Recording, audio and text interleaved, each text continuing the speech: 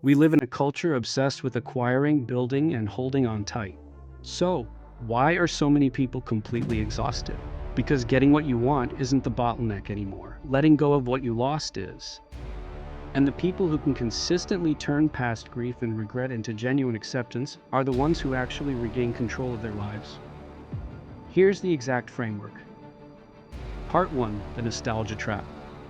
This is going to sound backwards because self-improvement tells us the opposite. Self-help says, process first, move on later. But in reality, most people don't process the past. They just replay it. Imagine you're trying to drive forward, but you spend 90% of your time staring into the rearview mirror. You aren't navigating the road, you're just guaranteeing you'll crash into what's ahead. When you get stuck on a regret, you ask unanswerable questions. Why did they leave? Or, what if I made a different choice? Unanswerable questions lead to endless loops. Real letting go begins when you stop asking why it happened and start asking what holding on to it is protecting you from right now. And surprisingly, every past grief works this way. The struggle tells you exactly what you're afraid to face next. Part 2, emotional artifacts. One thing I've noticed about genuinely healed people is they leave evidence everywhere. Marcus Aurelius filled page after page of his private journals long before the meditations were ever published.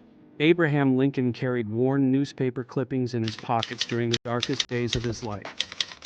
Today, writers heal through essays, musicians through albums, and founders through rebuilding after failure. Most people assume moving on means you stop feeling the pain. It's actually the opposite. Creating through the pain is how you release its weight. The moment you try explaining a grief to a blank page, your brain immediately pulls it out of your body and puts it into perspective.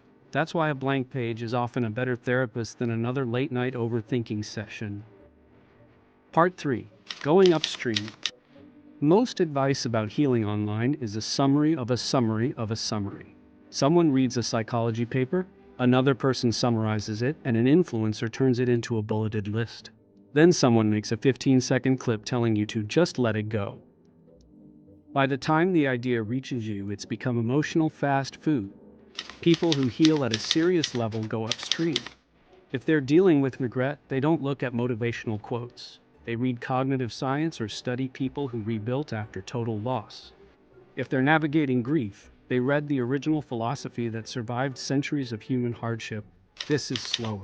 It's also the only way to develop your own internal strength instead of relying entirely on cheap platitudes.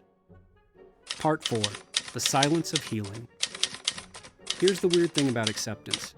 It often feels like nothing is happening. You make a decision to forgive yourself. You expect a massive weight to lift. Instead, you just feel empty. You wash the dishes. You go for a walk. You come back, and the memory stings just 5% less. The second something feels empty or quiet, most people look for a distraction, check an ex's profile, or reopen an old argument, but your brain isn't a search engine.